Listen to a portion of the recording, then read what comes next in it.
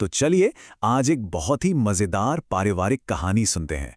कहानी तो एकदम क्लासिक है, लेकिन इसमें एक ऐसा मॉडर्न ट्विस्ट है जो शायद ही किसी ने सोचा होगा।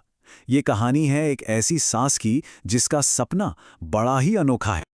ये एक लाइन, बस यही एक लाइन शांति के लिए सब कुछ है। देखिए, शांति एक ऐसी सास है जिसका बस एक ही मिशन है, एक ही सपना, टीवी सीरियल वाली एकदम सख्त और दबंग सास बनना। अब शांति की ये जो इच्छा है ना, ये किसी दुश्मनी या नफरत की वजह से नहीं है। नहीं नहीं, ये तो सीधे सीधे टीवी से आई है। वो बस वही सम्मान, वही रुतबा, वही अधिकार चाहती है जो वो रोज अपने पसंदीदा टीवी शोज में देखती है। और यहीं पे मजा आता है। जरा देखिए उसकी चाहत और हकीकत में जमीन आसमान का फर्क। एक तरफ है टीवी वाली सास, एकदम दबंग, जिसका सब सम्मान करते हैं, जो पूरे घर को कंट्रोल करती है। और दूसरी तरफ है हमारी शांति की असलियत, जो अपनी बहू से इम्प्रेस्ड तो है पर बोल नहीं पाती, उसमें एक भी गलती नहीं निकाल पाती। मतलब अपनी वो एक ड्रीम लाइन बोलने का मौका तक नहीं मिलता उसे। कहते हैं ना, हर बड़े मिशन के रास्ते में एक बड़ी रुकावट आती ही है।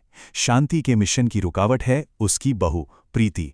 और मजे की बात यह है कि प्रीति कोई विलन नहीं है, बल्कि वो तो अनजाने में ही हर काम में एकदम परफेक्ट है।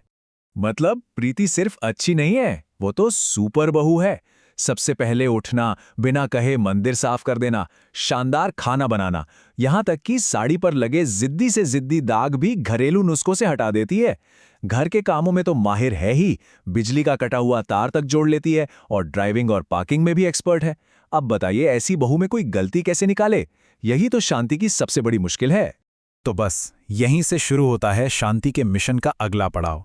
वो एक के बाद एक ऐसे ऐसे जाल बिछाती है, ऐसी ऐसी मजेदार स्कीम्स बनाती है, सिर्फ और सिर्फ इसलिए ताकि प्रीति कोई ये गलती कर दे और उसे आखिरकार अपनी वो लाइन बोलने का मौका मिल जाए।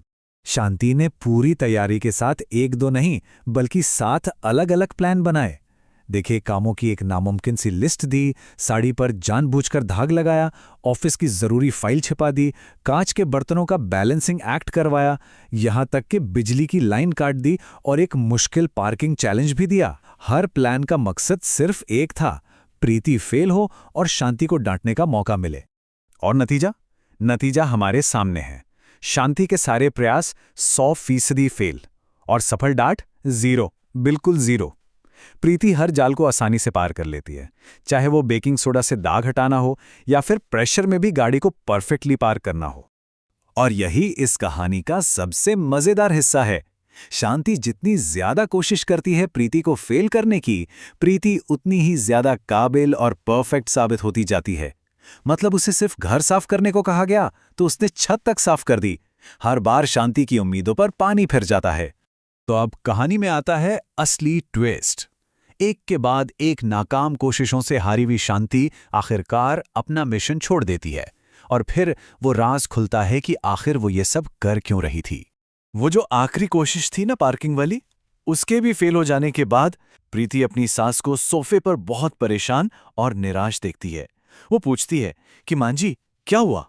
और तब शांति जो कहती है वही इस कहानी का दिल है। वो कहती है, तूने मुझे सास बनने का मौका ही नहीं दिया। सोचिए, मतलब ये झगड़ा प्रीति की किसी गलती का नहीं था, बल्कि शांति की एक अधूरी ख्वाहिश का था। शांति फिर सब कुछ बता देती है कि कैसे उसका सपना था एक पावरफुल टीवी वाली सास बनने का, लेकिन प्रीति की परफेक्शन ने उसे कभी डांटने या अपना वो सपनों का डायलॉग बोलने का एक मौका तक नहीं दिया। उसकी सारी निराशा की जड़ यही थी। और बस यहीं से कहानी सास बहू की लड़ाई वाली उम्मीदों को तोड़कर एक बिल्कुल नया मोड़ ले लेती है।